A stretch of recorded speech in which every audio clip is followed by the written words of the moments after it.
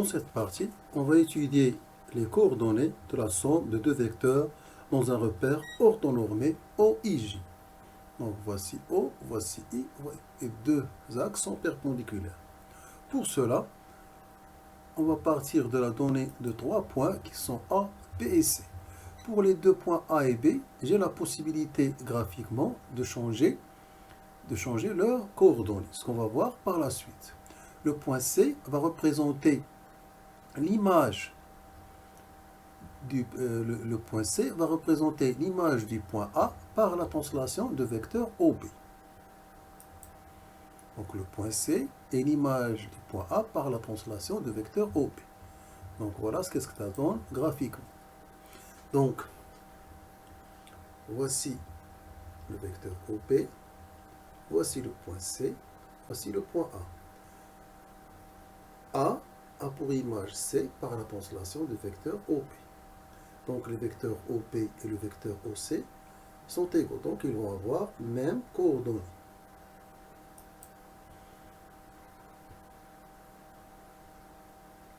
Là, maintenant, on va introduire la relation de Charles. Donc on va introduire la relation de Charles.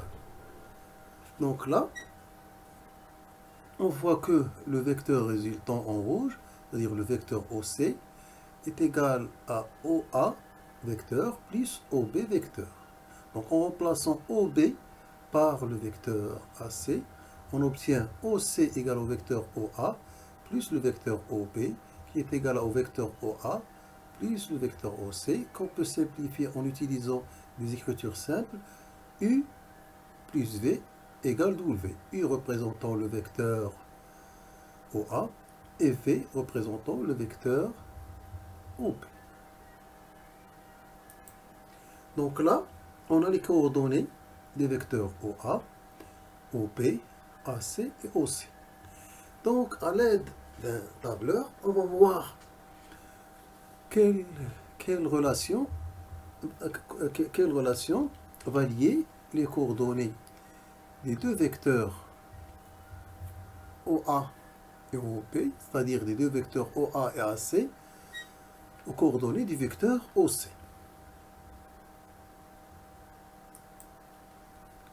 Donc là, on a le tableur. Donc on voit que OA, c'est-à-dire le vecteur U, a pour coordonnées 3, 4, donc ce qu'on voit dans le tableur.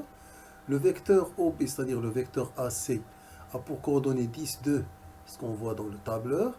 Et le vecteur OC a pour coordonnées 13, 6, ce qu'on voit de même, c'est ce qu'on voit sur le graphe. Donc 3, 4 pour le vecteur OA, 10, 2 pour le vecteur OB, c'est-à-dire le vecteur AC, et 13, 6 pour le vecteur OC, c'est-à-dire le vecteur W. Donc là, si je regarde bien dans ce tableau, donc je vois que 13 résulte de la somme de 3 et 10. 6 résulte de la somme de 2 et 4. Donc ceci, c'est une première remarque. Donc, je vais voir est-ce qu'elle reste vraie si je change les coordonnées de A et de B sans changer les données de l'énoncé. Donc là, j'ai changé les coordonnées de A. Donc, qu'est-ce qu'on obtient? 4 plus 10, ça fait 14. 4 plus 2, ça fait 6. Donc, la remarque précédente reste vraie. Maintenant, je vais changer les coordonnées de B, les coordonnées de A. Donc là, j'ai 7 plus 3, ça fait 10. 3 plus 5, ça fait 8. Donc, la remarque reste vraie. Donc, ce qu'on voit graphiquement, donc 10, 8. Donc 10, c'est 7 plus 3. Et 8, c'est 5 plus 3.